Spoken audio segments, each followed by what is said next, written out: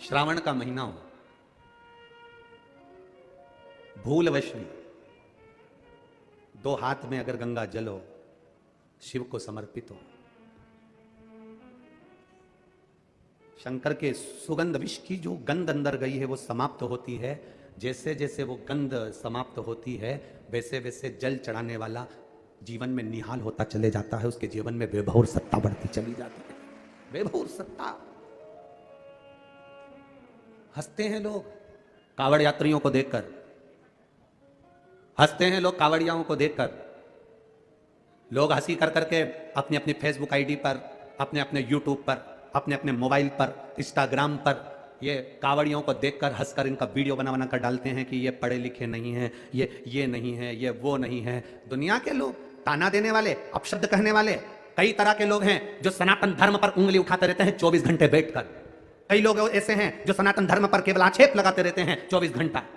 उनके पास कोई काम नहीं रहता। क्या होता है कांवड़ चलाने से? इससे तो घर में बैठे रहो, थोड़ा सा पढ़ाई कर लेना चाहिए, स्कूल का बैग उठा लेना चाहिए। कहां कांवड़ उठा उठा कर जा रहे हो?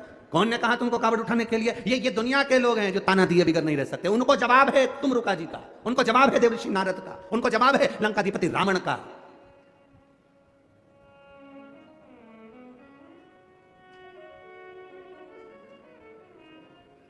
कि कांवड़ चलने वाला व्यक्ति, हाथ में जल का पात्र लेकर चलने वाला, कंधे पर रखकर कांवड़ लेकर जाने वाला, जितने कदम चलकर जाता है उतनी जिंदगी की उन्नति की सीढ़ियों पर चढ़ जाता है। उसे पीछे पलट कर नहीं देखना पड़ता। यह रावण की कथा कर रही है, यह आनंद रामायण कह रही है, यह भगवत भजन कह रहा है। हंसेंगे दुनिया के। ये आप कथा में आए हो ना, तिल्दा नेवरा में पहुंचे हो तो लोग हंसेंगे। अभी रायपुर में सुन ली तुमने, भिलाई में सुन ली तुमने, और कहां सुन ली थी? सुहेला सुन ली तुमने, भाटा पारा सुन ली तुमने।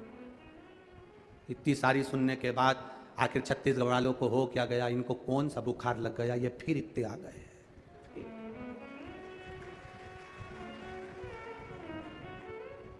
ये सब अपने घर से क्या फ्री हैं? लोगों को बड़ी चिंता, बड़ा टेंशन रहता है। क्या ये हो क्या रहा है आखिर? समझ में नहीं आता। अब ये घनश्याम जी अग्रवाल जी ने ग्राउंड भी बड़ा करा, ऐसा नहीं, इनने भी सोच समझ के कि तुम आओगे हो।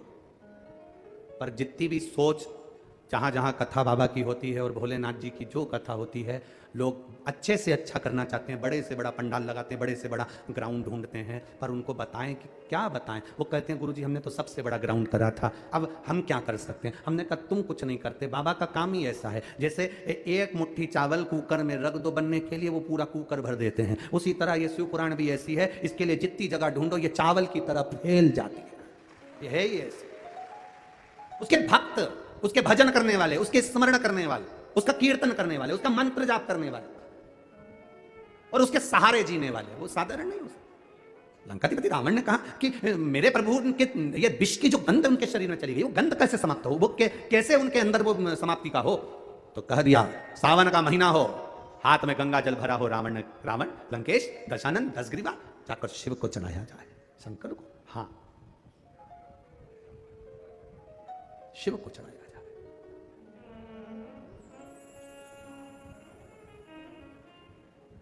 कावड़ का एक नियम रहा है, आप लोगों के स्मरण में होगा।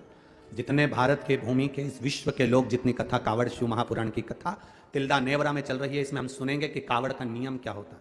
कावड़ का जल किस जगह पर रख दिया जाए लाकर थोड़ा सा, कि जीवन में कभी संपदा की कमी ना हो जिंदगी में। कावड़ का एक नियम होता है कि कावड़ को ये कंधे से ये कंधे पर रखना है तो सिर के ऊपर से कभी नहीं लिया जाता। कावड़ का एक नियम है। कावड़ को इस कंधे से इस कंधे पर लाना है तो सामने से लाया जाता है, पीछे से लाया जाता है, पर सिर पर से बार कर उसको वापिस नहीं लाते हैं। सिर पर से बार।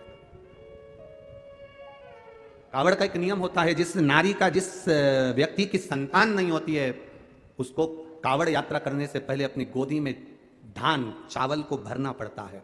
गोदी में उसको जब तक महादेव के दरवाजे तक नहीं चली जाती, जब तक उसकी गोदी में वो धान चलते चलते उसकी झोली में वो हिलता रहता है। कावड़ का जल उसके कंधे पर रहता है। और जब वो कावड़, जिसकी औलाद नहीं, संतान नहीं, जब वो कावड़ का जल महादेव को चढ़ाती है तो पहले जल समर्पित करने के बाद फिर चावल के दाने बाबा की उस शिवलिंग पर समर्पित करती है कि बाबा मेरी गोदी में तू यहां तक लेकर आया है, ये गोदी खाली मत छोड़ना, मेरी गोदी भर देना, भले 25 साल हो गए।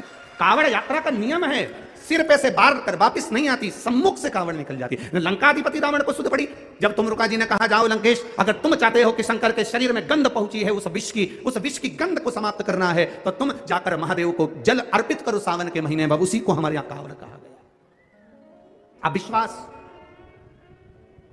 भरोसा, दृढ़ता, शिव के प्रति जागृत कर चलते हैं, जब शंकर के प्रति जब हमारी जागरूकता होती है, शिव के प्रति जब हमारा एक विश्वास दृढ़ होकर हम चलते हैं, तो शिव हमें क्यों ना मिलेगा, क्यों ना मिलेगा। महाराज हम तो बाबा के भरोसे, छत्तीसगढ़ वालों एक बड़ा सुंदर भाव व्यक्त करता है। हमने पहले भी कथा में कहा, रायपुर की कथा में भी कहा और भाटापारा में भी कहा था, विषम परिस्थिति में किसी के हाथ जोड़ने से अच्छा है, किसी के पास जाकर बैठकर रोने से अच्छा है, देवादिदेव महादेव के मंदिर में एक लोटा जल धीरे धीरे एक बेलपत्री समर्पित कर कर, बेलपत्री की जो डंडी है बस शिवलिंग पर, ये शिवलिंग, ये जलाधारी, ये माता पार्वती जी का हस्तकमल शिवलिंग, ये बेलपत्री, ये दंडी का जो मुख है वो अशुक सुंदरी की ओर समर्पित कर कर एक लोटा जल धीरे धीरे, बिल्कुल धीरे धार में अपने हृदय की बात बाबा से दिल से कहते हुए, बाबा बहुत दुखी हूं, बहुत कष्टमय जीवन है, बाबा बहुत तकलीफ में जीवन चल रहा है, और तू ना संभालेगा तो संभालेगा कौन। तुम्हें माता च पिता, तुम्हें बंधु च सखा, सब कुछ तो तुमको मान लिया। जब से शिव महापुराण की कथा सुन रही हूं तब से मैंने किसी को नहीं, केवल आपको पिता माना है, आपको भाई माना है, आपको सखा माना है, आपको अपना माना, आपको दादा माना, आपको मैंने नाना माना। आप ही तो हैं जो संभाल सकते हैं। शिव बाबा से एक लोटा जल अगर समर्पित कर रहे हैं धीरे धीरे, कभी तुम्हारे चित्त में ऐसा आए कि मुझे बहुत टेंशन चल रहा है और मेरा जीवन ठीक नहीं चल रहा, हम कहेंगे, आज के जमाने में लोग हताश हो जाते हैं तो सोचते हैं कि सुसाइड कर लूं, मर जाऊं। हम उनसे इतना सा कहना चाहेंगे कि मरने का प्लान फिर बाद में कर लेना। हम तुमको मना नहीं करेंगे कि तुम मरने का प्लान मत बनाओ, तुम्हारा मन हो तुम बाद में प्लान बनाना। एक बार विचार कर लेना कि अभी नहीं मरूंगा, अभी मैंने कथा सुनी है और सुना है एक लोटे जल का महत्व क्या है, कर्जा हो गया ना चूक जाएगा, दुख आ गया ना कट जाएगा।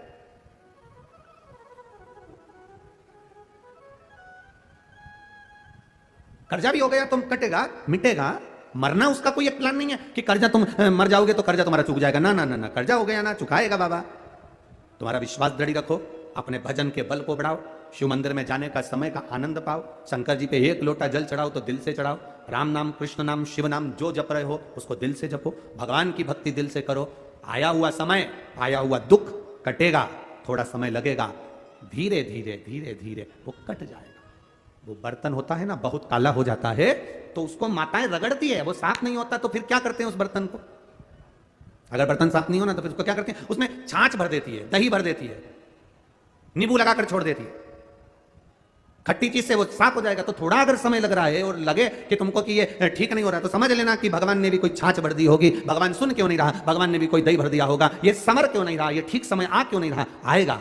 थोड़ा बाबा पर भरोसा रखो, विश्वास रखो, सारी समस्या का हल एक लोटा आप बाबा को समर्पित करो। बोल बम का नारा है, बाबा एक, उसके सहारे जियो ना, हम क्यों संसार वालों के सहारे जियो। एक तमिलनाडु में नंदनार नाम का एक मजदूर रहता था जिसको बधुआ मजदूर कहते हैं। बधुआ मजदूर मतलब किसी के यहां, किसी सेठ के यहां, किसी धनपति के यहां किसी को बेच दिया जाता है, यहां से तुम्हारा नौकर है।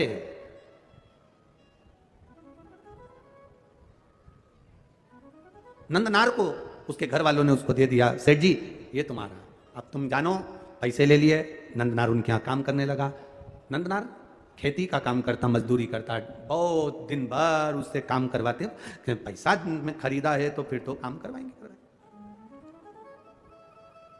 इसीलिए तो हम आप लोगों से कहते हैं लड़का लड़की की शादी करो तो पैसे से मत करो कि सामने हमने 10 लाख रुपए लूंगा, एक गाड़ी, फ्रिज, कूलर, वॉशिंग मशीन सब देना पड़ेगा, तब मैं लड़के की शादी तुम्हारे यहाँ करूंगा। मतलब तुम लड़के को बेच दिए हो। अब लड़के को तुमने अगर ससुराल वाले को बेच दिया है तो ससुराल वाले, अब तुम ये मत कहना कि तुम्हारा छोरा है, तुम्हारा बेटा है। तुमने एक गाड़ी, एक फ्रिज, एक वॉशिंग मशीन, एक इतना सोना, चेन, अंगूठी, मोबाइल, पर्स, इसके चक्कर में तुमने अपने लड़के को लड़की वालों को दे दिया। अब तुम ये छोड़ दो कि लड़का तुम्हारा है। अब वो तुमको पापा जी भले कले, पर तुम्हारा सम्मान नहीं करेगा। सम्मान वो अपने ससुर का करेगा, क्योंकि 10 लाख की गाड़ी, एक फ्रिज, एक वॉशिंग मशीन, एक 2 जोड़ कपड़े में तुमने बेच दिया। अब बेच दिया तो वो आदर उनका करेगा। आपको बोलेगा पापा, उनको बोलेगा पापा जी। आपको बोलेगा मम्मी, उनको बोलेगा मम्मी जी। बोलना पड़ेगा, क्योंकि जगदम्बा वहीं खड़ी है। नहीं बोलेगा तो ये चंद्र घंटा घंटा बजा देगी। बोलना पड़ेगा। खरीदा घर में बहू लेकर आना, कार वाली कभी मत लाना, संस्कार वाली लेकर आ जाना। कार वाली बहू मत लाना बाबा, संस्कार वाली लेकर आना। जब संस्कार वाली बहू हमारे घर में प्रवेश करती है तो वो हमारे जीवन को सार्थक करती है। विद्वत ब्राह्मण जन, भूदेवता, पृथ्वी के देव ब्राह्मण जन जब किसी लड़का और लड़की की पत्रिका मिलाते हैं, गुण मिलाते हैं, तो वो यही देखते हैं कि संस्कारवान लड़की इनके घर में प्रवेश करे। भूदेव यही चाहते हैं। ब्राह्मण यही पूजन पाठ के माध्यम से आपको वर प्रदान करते हैं। ब्राह्मण देवता आपको ये वर देने का प्रयास करते हैं कि आपके घर में सुख समृद्धि, सुख शांति, वैभव, प्रतिष्ठा सब बनी रही। ये भूदेव का एक आनंद है, ये ब्राह्मण देव का एक आनंद है।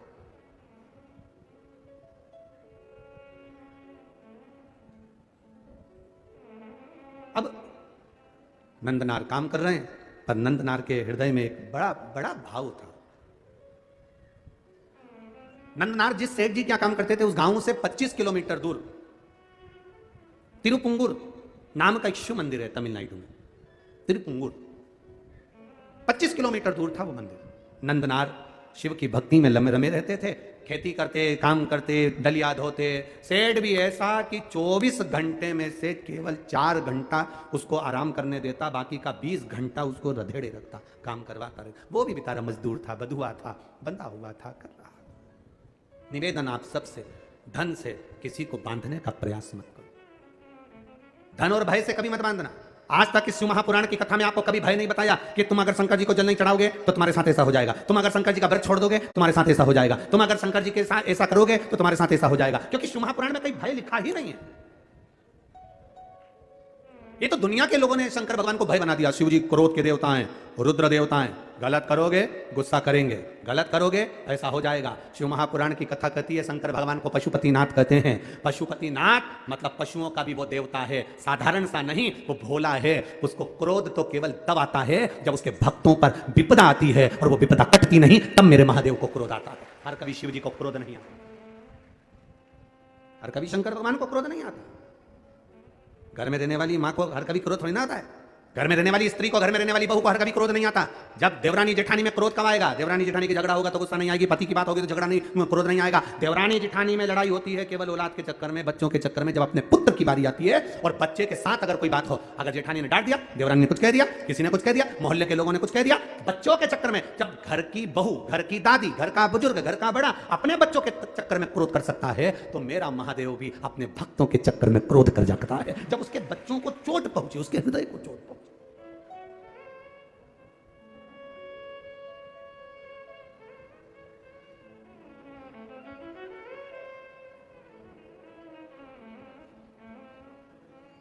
जब हृदय में यह विचार, अब कई लोग कहते हैं भगवान बड़े गुस्सेले हैं, शंकर भगवान का, कई माताएं कहती है हमने सोमवार का व्रत करा था गुरुजी, अगर हम छोड़ देंगे तो भगवान गुस्सा तो नहीं होंगे। हमने कहा कौन सी पुराण में लिखा है, वो भी तो बताओ कि भगवान को गुस्सा आया, इन्हें व्रत छोड़ा तो। ना ना ना, मेरा महादेव क्रोध नहीं करता, अनायास हर किसी पर क्रोध नहीं करता। मेरे बाबा तो इतने सरल हैं, इतने सरल हैं कि एक चोर चोरी करने ऊपर चढ़ा, उसके पास में कुर्सी नहीं थी, स्टूल नहीं था, निसेणी नहीं थी, शिवजी पे चढ़ गया, सामान जलाधारी चांदी की निकालने लगा। महादेव खुश हो गए, मांग ले तुझे क्या चाहिए। वो चक्कर खा के नीचे गिर गया, मैं तो चोटा चोर। आज तक आप प्रसन्न नहीं हुए भोलेनाथ, और आज कैसे प्रसन्न हो गए? शिव जी कहते हैं लोग जल चढ़ाते, धतूरा चढ़ाते, बेलपत्री चढ़ाते, तो पूरा ही चढ़ गया, पूरा चढ़ गया। मैं प्रसन्न ना हूं तो क्या करूं? कितनी कृपा है, उसकी दया, उसकी करुणा कितनी विचित्र हो जाता है। कभी कभी ऐसा भाव प्रकट हो जाता है, कभी कभी वो करुणा ना करेगा तो कौन करेगा? वो करुणा ना करे, वो कृपा ना करे तो कौन कृपा करे? तो वो एक लाइन गुनगुनाते ना, ओ पालन हारे निर्गुण न्यारे, तेरे बिना हमरा कोई नहीं। ओ पालन हारे निर्गुण न्यारे, तुमरे बिना मेरा कौन नहीं। हमारी उलझन सुलझाओ भगवान, तुमरे बिना हमरा कौन नहीं। तुमरे बिना हमरा कौन नहीं, तुमरे बिना हमरा कौन नहीं। ओ पालनहारे निर्गुण और न्यारे, तुमरे बिना हमरा कौन नहीं। हमरी उलझन सुलझाओ भगवान, तुमरे बिना हमरा कौन नहीं। कौन है तेरे सिवा? लाखों के दुखड़े जो तू हर गया डमरू वाले, तो मेरे दुखड़ों को देख कर क्यों डर गया डमरू। एक पत्र आया है, देखिए बड़ा भाव से किसी ने लिखा है, बड़ा भाव।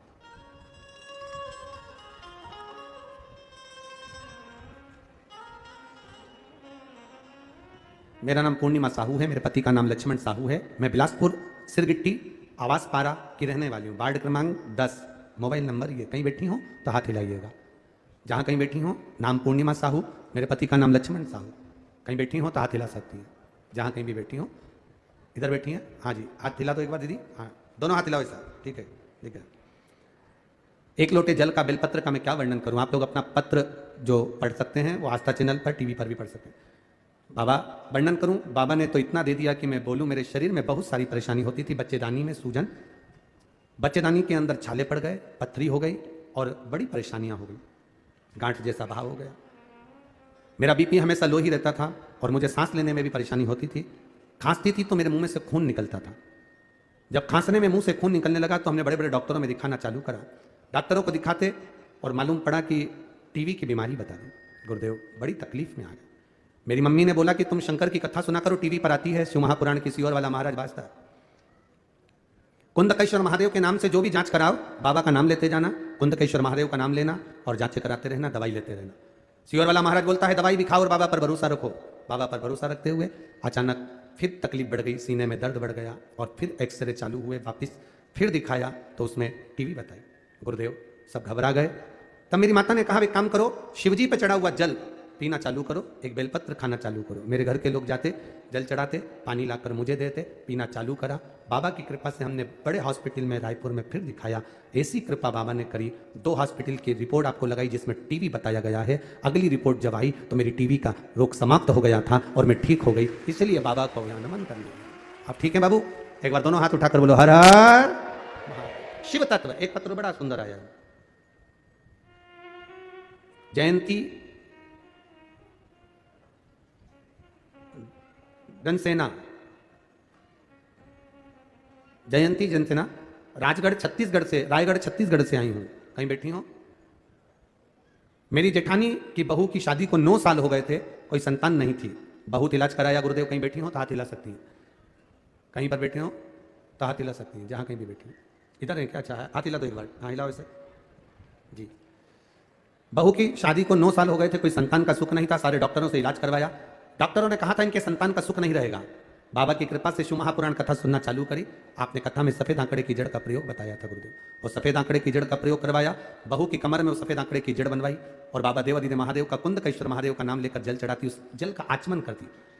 2 महीने बीते, बाबा की कृपा से उसका गर्भ ठहर गया और बाबा की कृपा से उसके घर में पुत्र का जन्म हुआ है। इसलिए हम बाबा को यहाँ प्रणाम करने आए। पुत्र आया है क्या साथ में? बच्चा लाए हैं? लाए हैं क्या? नहीं लाए? ठीक है। हर हर महादेव। शिव कृपा इसी को कहते हैं, शिव की उदारता, शिव की करुणा, दया। आप एक विश्वास के साथ में, आप एक भरोसे के साथ में बाबा का भजन अगर कर रहे हैं, बाबा की भक्ति अगर कर रहे हैं तो उसका सुख हमें मिलता जरूर है। खाली ना जाता कोई दर से तुम्हारे खाली ना सब बोलिए, दर से तुम्हारे मैं भी खड़ा हूँ नंदी बाहे पसारे, अपने हृदय से लगा लो गिरी जा रही हो, उठा लो भूले अपने दर से अब तू न टालो, गिरा जा रहा हो, उठा लो 24 घंटे में केवल 4 घंटे सेठ उसको छोड़ता था विश्राम के लिए, और नंदनार 20 घंटा काम करता था। बिको, किसी सेठ के पास जाकर, किसी के पास जाकर मत बिको, बिकना ही है तो मेरे भोलेनाथ के प्यार में बिक जाओ तो जिंदगी सवर जाए, तुम्हारा जीवन सवर। हम कहां क्या क्या विचार करें। मेरा फिर निवेदन है बेटा बेटियों से, बेटे की शादी करो तो कोई धन की मांग नहीं, बेटी का विवाह करो तो ये विचार करना, ये मत देखना पेट्रोल पंप कितने हैं, गाड़ियां कितनी है, धन कितना है, बंगला कितना बड़ा है, सत्ता कितनी है, पहचान किस किस से है। दुख की घड़ी आती है, कोई पहचान वाला काम नहीं आता है। जितनों के भी आगे पीछे घूमते हो ना, एक बार उनको कुर्सी मिल जाती है ना, तुम्हें कोई नहीं पूछता, फालतू की बात है। हमारी थोड़ी कहने की आदत, लोगों को थोड़ा बुरा लग जाता है, फिर वो लोग बाद में उस बात का बखाड़ा खड़ा कर देते हैं। पर ईमानदारी की बात कहेंगे ना,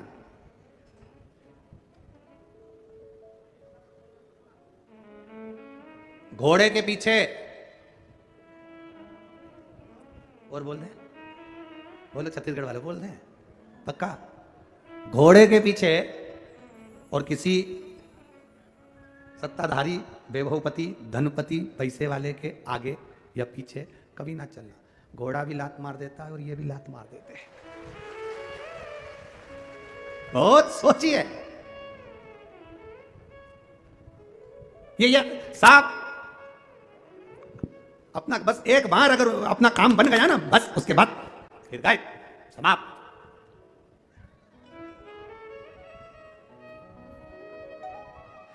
दामाद नया नया रहता है ना, जब तुम्हारे घर में शादी होती है, विवाह होता है, फंक्शन होता है, कार्यक्रम होता है, दामाद को बुलाते हो तो कितना आदर करते हो, कितना सम्मान करते हो, कितना सत्कार करते हो, कितना आदर, कितना सम्मान, कितना सत्कार। जब तुम्हारे घर में शादी होगी तब दामाद जी को कहां है मंडप लगाना है, दामाद कहां है ये काम करना है, दूल्हे को घोड़ी पे बिठाना है, दामाद कहां है। जब तुम्हारे घर में शादी होगी तब दामाद को लड्डू पेड़ा गुलाब जामुन इमरती भजिया पकौड़ा सब कुछ खिलाया जाएगा। और जब हर 5 साल में वोटिंग होगी तब तुमको भी, क्योंकि तुम सब दामाद हो, सबका आदर किया। सोचिए, विचारिए, अपनी चित्त वृत्ति में उतारिए।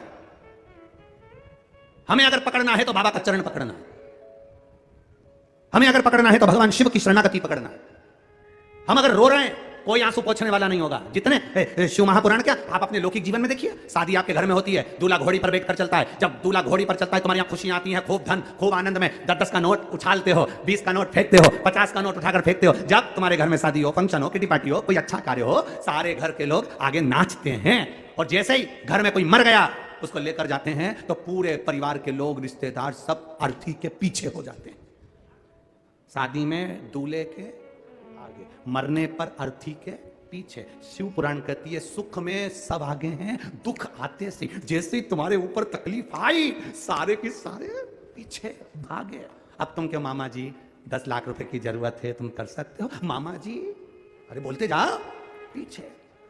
काका जी, वो बेटा और बहू का झगड़ा हो गया, अदालत में बात चल रही है, काका जी तुमने शादी पक्की कराई थी, तुम जरा लड़की वालों से जाकर बोलो ना, इतना केस लगाया उन्होंने, हम पर दहेज का केस लगा दिया, सब थाने में बंद है। काका जी तुमने शादी कराई, तुम जाके बोलो ना, लड़की वाले से थोड़ा तो कह सकते हो ना। काका जी पीछे। जरा सी कोई घटना घट गई, तुम एक एक को अजमा के देख लेना, एक एक को। यहाँ जितने बैठे हो ना, और जितने आस्था चैनल पर कथा सुन रहे हो, जितने फेसबुक ग्रुप पर कथा सुन रहे हो, दुख दुख की घड़ी में एक एक को आजमाना, मुझे 20 लाख दे दो, मुझे 15 लाख दे दो, मुझे 25 लाख दे दो, मुझे 10 लाख दे दो। दुख की घड़ी में आजमा कर देखना, एक भी नहीं आगे होगा, सब पीछे होंगे। दुख की घड़ी में केवल तुम्हारा एक साथ दे सकता है।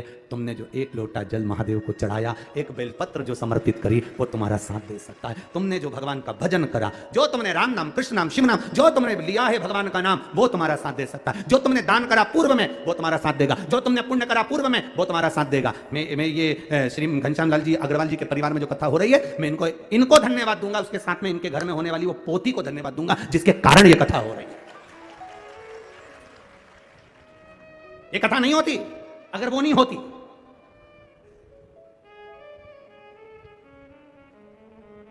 क्या नाम है उसका? उस बेटी का नाम क्या है? प्रियंक, दीपिका, देविका। वो बेटी का भाव देखिए।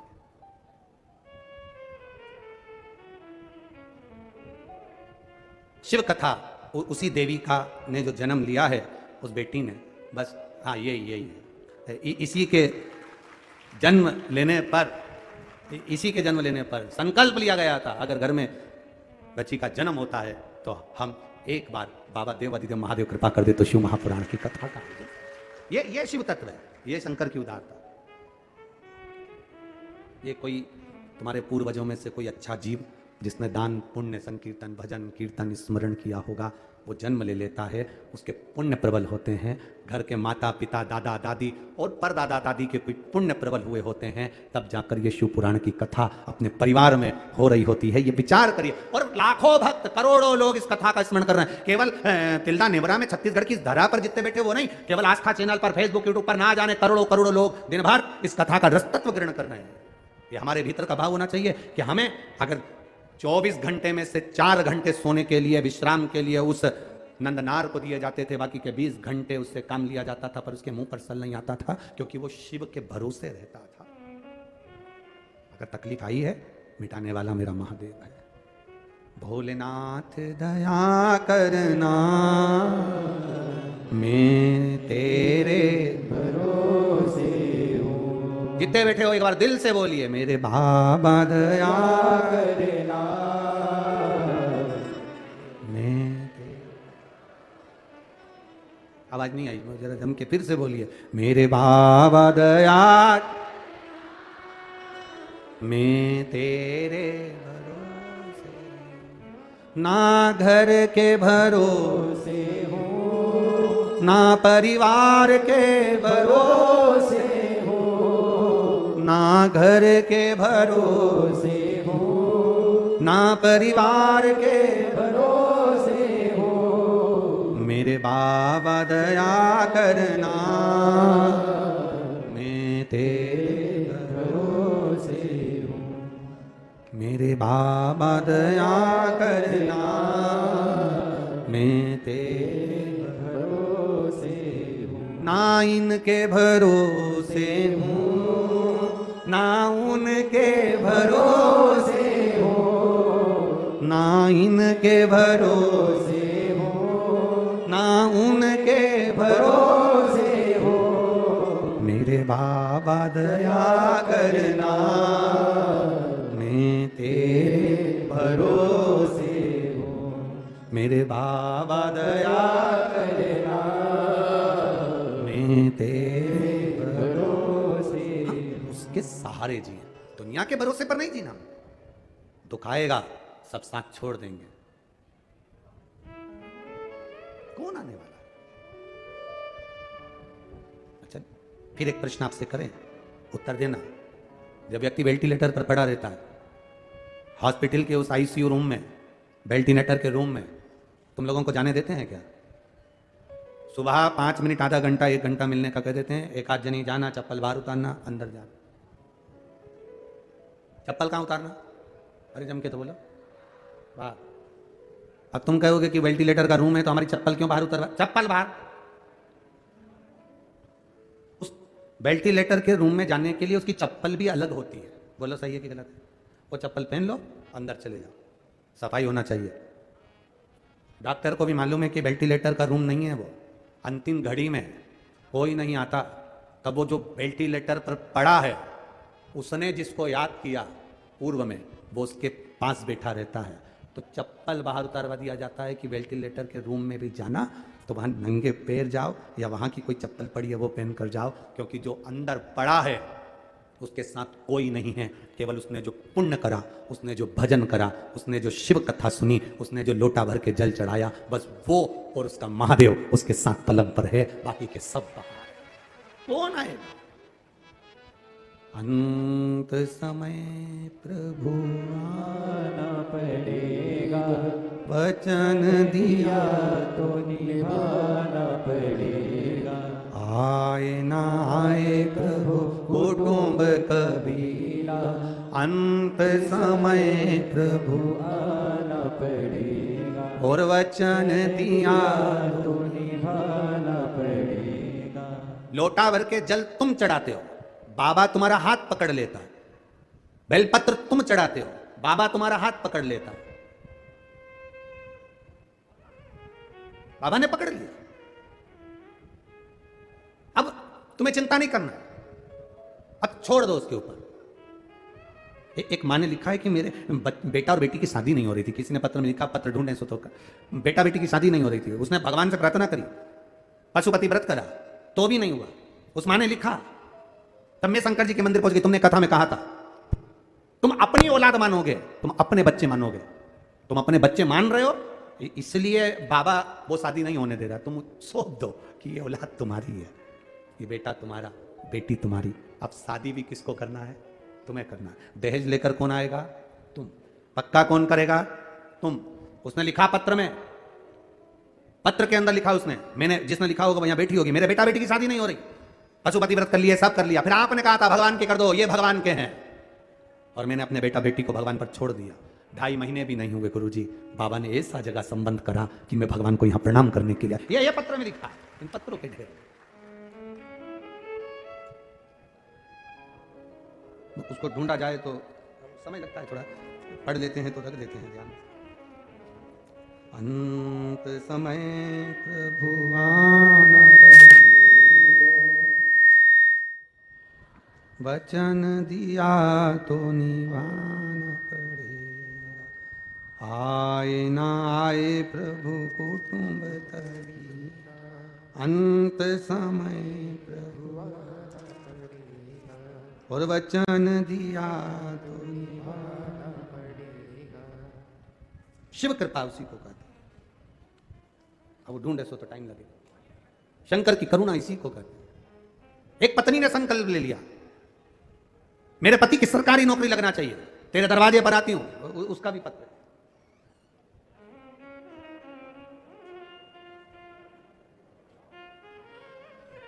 मेरा नाम प्रिया निर्मलकर, मेरे पति राकेश निर्मलकर, गांव खौली आरंग, खौली है कि रवोली है? खौली ना, खौली आरंग, जिला रायपुर, छत्तीसगढ़। मोबाइल नंबर ही है। कहीं बैठी हैं? अच्छा इधर है, ठीक है, हाथ हिला दो एक बार। हर हर महादेव। संकल्प ले लिया, नौकरी लगना चाहिए सरकारी, तेरे भरोसे हूं। बाबा का व्रत करा, पूजन करी, आराधना करी, 1 लोटा जल समर्पित कर। मेरे पति ने 2016 में एक नौकरी का अप्लाई करा था, और बाबा सुनता कैसा है वो समझने वाली बात है। अब 16, 17, 18, 19, 20, 21, 22, 23, कितना हो गया? 8 साल के करीब। और इसने शिव जी को जल चढ़ाना प्रारंभ करा, बाबा से विनती करना प्रारंभ करा। रोज कहती पति का कहीं जॉब, बाबा तू संभाल लेना। 16 की नौकरी का अप्लाई करा, भूल गई, एग्जाम दिया, भूल गए। अब 8 साल बाद बाबा ने उसी नौकरी को भारतीय रेलवे में वाइसमैन के पद पर मेरे पति को लगा दिया। यह शिव तत्व। बधाई बाबू आपको। एक बार दोनों हाथ हिला दो एक बार। हर हर महादेव। बैठिए। श्री शिवाय नमस्ते। 16 में एग्जाम दिया, भूल गए। हम तो बाबा के भरोसे चलते, भोले बाबा के भरोसे चलते, ये दुनिया वाले चलते। अब उसने क्या करा? केवल शिव पर भरोसा, भगवान शिव की भक्ति में रम गई। उसने सोच लिया अब तुम्हारी, अब मेरा नहीं है, अब तुम्हारा है। पकड़ लो हाथ त्रिपुरारी, नहीं तो टूट जाएगा। हमारा कुछ ना बिगड़ेगा, तुम्हारी क्या होगा? आज लोग कहते हैं गुरुजी आपके पास में इतने पत्र आते हैं, दुनिया के लोगों का इतना काम होता है, कारण क्या है? आप किसी को कोई बूटी देते हो, कोई बेल देते हो, कोई भभूति देते हो, कोई सामान देते हो। हमने कहा कुछ नहीं देते, उनको केवल एक ही बात कहते हैं, एक लोटा जल सारी समस्या का हल। शिव के दरवाजे पर जाइए, शंकर की भक्ति करिए, भगवान का भजन करिए, शिव तत्व को जानने का प्रयास करिए, वो संभाल ले। हम उसके सहारे जीना चाहते हैं, दुनिया के सहारे नहीं। अब ये 2016 की नौकरी के लिए अगर ये दीदी 50 ऑफिसरों से जाकर मिलती, भैया जी हमने 16 में एग्जाम दिया था, नेताजी हमने 16 में एग्जाम दिया था, भैया प्लीज कुछ करो ना, एप्लीकेशन देती, हाथ जोड़ती, निवेदन करती, ईमानदारी से बोलना कोई करवा देता क्या? फाइल आगे बढ़वा देता क्या? नहीं, ये हाथ जोड़ती रह जाती, सबसे कहती रह जाती, भैया जी हाथ जोड़ो नौकरी, भैया जी नौकरी, भैया जी नौकरी। कौन दे? और ये फाइल उसने शिव जी पर सौंप दी। एक लोटा जल चढ़ाती, बेलपत्र चढ़ाती, मंदिर की सफाई करती, मंदिर का निर्माल्य उठाकर विसर्जन करती। बस ये काम करते करते बाबा ने वो 16 की 23 में भगवान ने पूरे भरोसे के साथ दे दी। ये शिव तत्व है, वो घड़ी है। हमारा कुछ नहीं बिगड़ेगा। लोग कहते महाराज तुम कहते हो हमारा कुछ नहीं बिगड़ने वाला, हम तो भोले के भरोसे पर कथा करते हैं, हम उसके विश्वास पर कथा करते हैं, हम उसकी श्रद्धा पर कथा करते हैं। रामचरितमानस में लिखा शंकर विश्वास रूपिणो, पार्वती के लिए लिखा वो श्रद्धा है।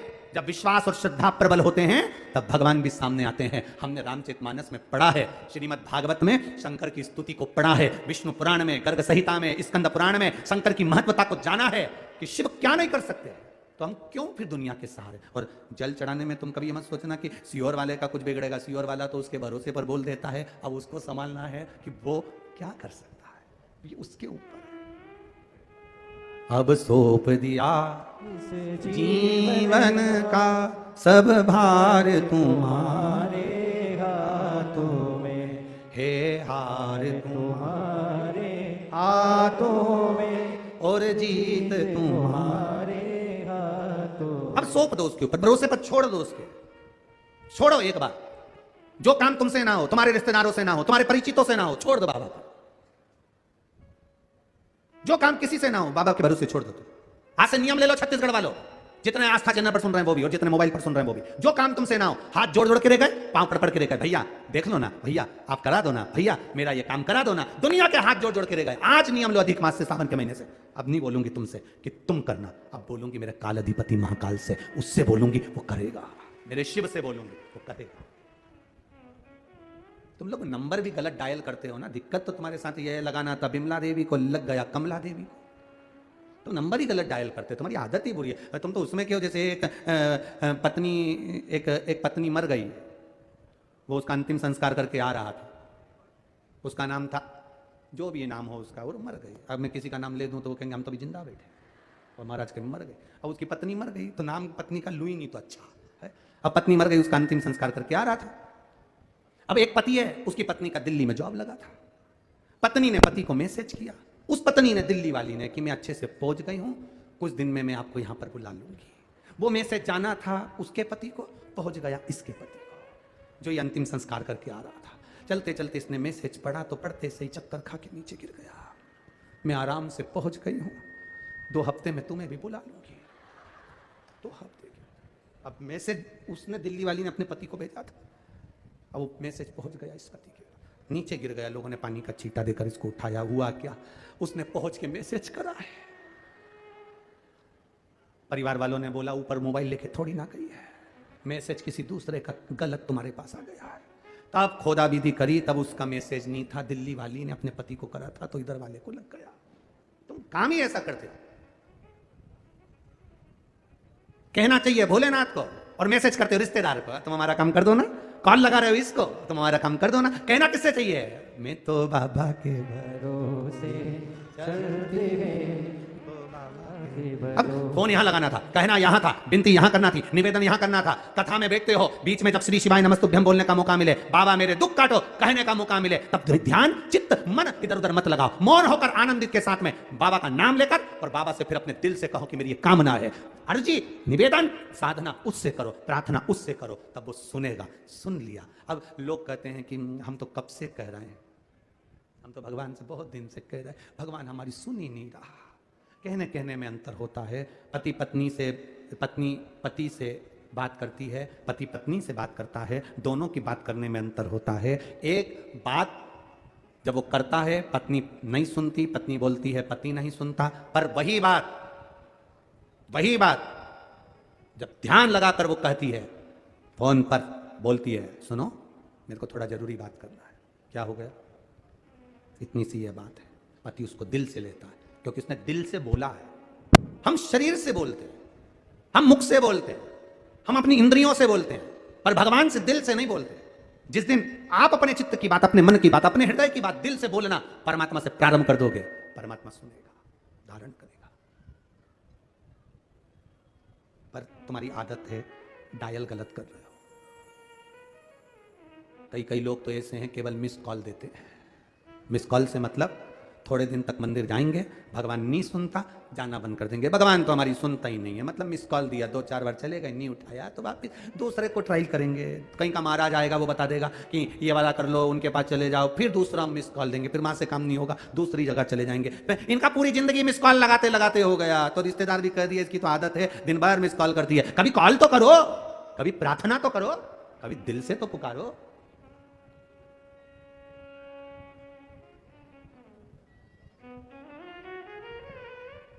अरे तुमरे बिना हमरा कौन नहीं, हमारी उलझन सुलझाओ भगवन तुमरे बिना हमरा कौन नहीं। ओ पालन हारे निर्गुण न्यारे, तुमरे बिना। हमरा कौन नहीं। जिस दिन तुमने ये अजमा लिया कि तेरे बिना कोई नहीं है, कोई नहीं,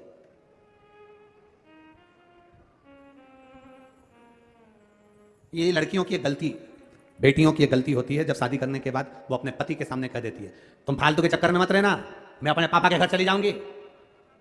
नहीं, तुम्हें भरोसे पर कहना चाहिए, तुम्हारे साथ शादी कर कर आई हूं, तुम जैसा रखोगे वैसी रहूंगी, मुझे कोई किसी से मतलब नहीं। जब तुम मेरे साथ हो तो मैं सबसे लड़ लूंगी, पर तुम्हारा साथ नहीं छोड़ूंगी। यह होना चाहिए। पर तुम अकड़ करके देते हो, मतलब आप कई बार भजन करते करते, भक्ति करते करते अपने मन को डोल लेते हो। अरे मेरा शंकर जी से काम नहीं हुआ, शिव जी के मंदिर गई, जल चढ़ाया, पशुपति व्रत करे, नहीं हुआ, फिर दूसरी जगह जाना चालू करते। तुमने तो सोच के बैठे हो ना, अपना ढेर सारा बाप पड़ा, कहीं पर भी चले, तुम्हारे से मन नहीं लगा वहां चले गए, वहां से मन नहीं लगा वहां चले गए, वहां से मन नहीं लगा वहां चले। ना ना ना ना, शिव कथा कहती है, एक साधे सब सधे, एक जगह बोर लगाओ, कुआं खोदे जाओ, खोदे जाओ, खोदे जाओ। मुरम निकली है, मिट्टी निकली है, पत्थर निकला है, उस कुएं को खोदने में सब कुछ निकला है, तो खोदते जाओ। मिट्टी निकली, मुरम निकली, पत्थर निकला, तो पानी भी निकलेगा, ये पक्का है। खोदो खोदो और नीचे जाओ, भजन करते जाओ, भक्ति करते जाओ, जल चढ़ाते जाओ, शिव की आराधना करते जाओ। सुनेगा, आज नहीं तो कल सुनेगा, सुनेगा।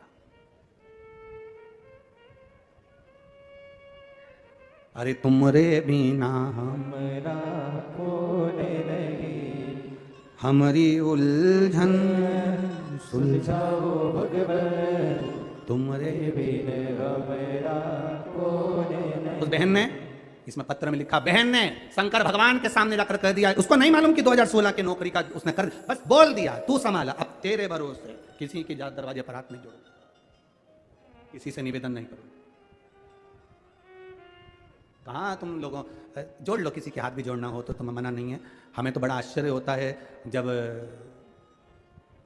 लोग कहते हैं, वो अभी अभी जब चुनाव का समय आएगा ना, तो लोग चिल्ला चिल्ला कहेंगे, भैया जी संघर्ष करो, हम तुम्हारे साथ हैं। अगर तुम साथ होते तो संघर्ष की जरूरत क्या पड़ती? मतलब तुम खुद इंतजार में हो कि संघर्ष करो, भैया जी संघर्ष करो, हम तुम्हारे साथ हैं। अगर साथ होते तो संघर्ष की जरूरत पड़ती? ईमानदारी से बोलो रे, पड़ती जरूरत नहीं। व्यक्ति संघर्ष में जब आता है जब अपने साथ छोड़ देते हैं, जब अपनों ने साथ छोड़ दिया। पर भोलेनाथ जब हाथ पकड़ते हैं, संघर्ष जीवन में अगर थोड़ा चल भी रहा होता है तो धीरे धीरे, एक बहन ने पत्र में लिखा है, मेरी कोई औकात नहीं थी कि मैं एक मकान खरीद सकूं, किराए के मकान से मेरे बाबा ने मुझे महल में बिठाया, ये उसकी कृपा। पत्र में लिखा उसने, महल में बिठाया, ये उसकी कृपा, ये उसकी उदारता, ये उसकी करुणा।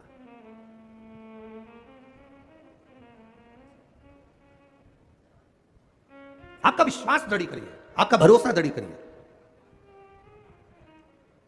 देवराज नाम का ब्राह्मण, भरोसा नहीं था बाबा पर पूर्व के पुण्य प्रबल हुए थे, इसलिए बेलपत्री के वृक्ष के नीचे शिव कथा थोड़ी सी सुनकर प्राण त्यागी और शिव के धाम गया। पूरे बगीचे में से फूल वही लिया जाता है जो आपको प्रिय लगता है। तिल्दा नगर में भी ढेर लोग रहते होंगे, आसपास के गांव में भी ढेरों लोग रहते होंगे, पूरे छत्तीसगढ़ में ढेरों लोग रहते होंगे। क्या सब शिव महापुराण की कथा में पहुंच जाते हैं? बोलो जम के, पहुंचते हैं? नहीं। बाबा को जो फूल अच्छा लगता है, बाबा अपने बगीचे में वही फूल रखते हैं, बाकी के सब तो पड़े रहते हैं। शिव को प्रिय लगना चाहिए, ओगरदानी की प्रियता होना चाहिए। आप सब जितने भी इस पंडाल में कथा सुनने के लिए बैठे हैं, जितने भी आस्था चैनल के माध्यम से कथा सुन रहे हैं, फेसबुक यूट्यूब के माध्यम से कथा सुन रहे हैं, ये आपकी प्रियता है। कई लोग ऐसे भी हैं जो दिन में कथा नहीं सुन पाते, रात्रि को सुनते हैं। कई लोग ऐसे हैं अपने मोबाइल में सेव कर रख लेते हैं, बाद में सुनते हैं। कई लोग ऐसे हैं शिव महापुराण का कोई भी तत्व आया, उन्होंने दूसरे को फॉरवर्ड कर दिया। कई लोग ऐसे हैं कथा का थोड़ा सा क्रम अगर छट कर भी आ गया तो लोगों को भेज दिया। मतलब स्वयं सुनो, दूसरों को सुना रहे हैं। दूसरे के हृदय में भी शंकर के विश्वास को जागृत कर रहे हैं। शिव के विश्वास को जागृत किया जाए, शिव तत्व को जागृत किया जाए, भक्ति को जागृत किया। देवराज विश्वास नहीं था पर शिव के आश्रित होकर प्राण त्यागे, इसलिए शंकर के धाम गए, शिव के धाम। एक बिंदुक नाम का ब्राह्मण चोरी करते करते भूमि से दीवार पर चढ़ा हुआ जा रहा था, पांव फिसलते पानी में गिर गया, मर गया, जल में मरा, इसलिए उसकी गति नहीं हुई, मोक्ष नहीं हुआ। पत्नी बेधव्य हो गई। चंचुला देवी ने अंतिम संस्कार करवाया। शिव धाम काशी में जाकर भगवान के धाम में पहुंचकर कथा का श्रवण किया। कुछ क्षण का, कुछ देर का प्रयास करना। 7 दिन में, मेरी माताओं से, मेरे भाइयों से निवेदन है, 7 दिन में, पूरे 7 दिन शिव महापुराण की कथा को सुनने के लिए उसके पंडाल में, उसके सामने नहीं जा सकते। प्रयास करना, अगर पास में रहते हो, 50-100 किलोमीटर की दूरी पर भी रहते हो, तो प्रयास करना कि 7 दिन में से एक दिन हम बाबा के चरणों में पहुंचकर उसकी भक्ति कर कर आए, जिससे बाबा मेरी झोली भर के गए, हम उसका अनुमोदन करें। एक दिन भी पूरा नहीं हो तो एक क्षण भी अगर हम उसके सामने पहुंच गए। होता है पहले के समय में लड़का लड़की आपस में देखते नहीं थे, केवल ट्रे रख के लड़की चाय की ऐसी ट्रे लाती थी, नीचे रखती थी, निगाहों से निगाह उठती थी, लड़का लड़की आपस में देख लेते थे, लड़की वापस चली जाती थी। इतने बहुत सारे क्वेश्चन नहीं होते थे जो आजकल होते हैं। आज के ज़माने में और पुराने ज़माने में अंतर है। पहले ना जी भर कर देखा, ना कोई बात की, बड़ी आरजू थी मुलाकात की। और आज के ज़माने में होटल में तो इतनी बात हो जाती है, लड़का लड़की को दिखा दो, फिर इन लोगों को होटल में मिला दो, फिर दोनों ड्राइव पे जाते, फिर बातचीत कर कर आते, फिर बोलते कि हम दोनों को शादी के लिए हाँ है। तब इनकी शादी पक्की होती। रात को 3-3 बजे तक मोबाइल पर फोन पर बात होती, उसने इसको गिफ्ट कर दिया, उसने उसको गिफ्ट कर दिया, दोनों लगे हुए, फिर शादी होती। 2 साल टिकती नहीं शादी, बाद में तलाक होती है।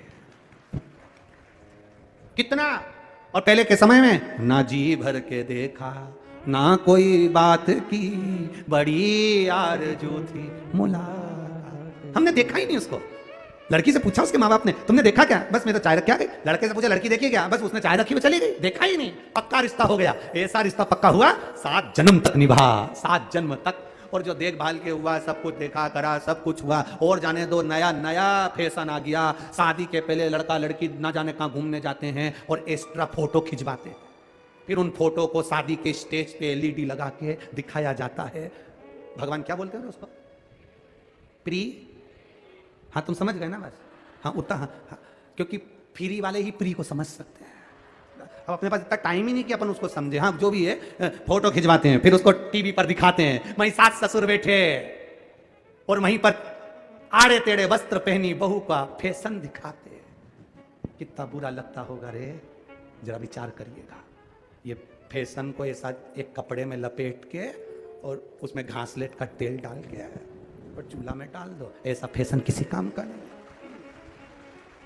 शादी के पहले लड़का और लड़की के चित्रों को इस तरह से सारी दुनिया में प्रेषित किया जाए, ये ठीक नहीं है। हमारे घर की बहन बेटी को ऐसा दिखाया जाए कि वो दोनों कहीं, वो ऐसा हाथ करा और ये यूं यूं फिर कन्नी जैसी घूम रही। हमारे यहाँ पहले लड़का, हमारे घर के बच्चे ऐसे रस्सी बांधते थे, ऐसे ऐसा तबड़ा बौरा आता था, और रस्सी से यूं बांध के यहाँ यूं फंसाए और यूं फेंके और वो यूं ज घूमे। तो कहीं ये भौरे की औलाद है कहीं कि यूं घूमे? ऐसी काई की पीरी और फिरी बंद होना चाहिए, ये काम गलत है। बुजुर्गों के आगे घर की बहू बेटी को इस तरह से दिखाना ये श्रेष्ठता नहीं लगती, इसकी रोक होना चाहिए। प्रत्येक समाज को ये रोकना चाहिए कि ये नहीं, आपके फोटो खिंचवाओ मना नहीं है, अपनी एल्बम में लगाओ मना नहीं है, पर 4 लोगों में सामने ना दिखाया जाए। एक लड़की के भाव को, उसके सम्मान को प्रेषित ना किया जाए, उसकी आदर होना चाहिए।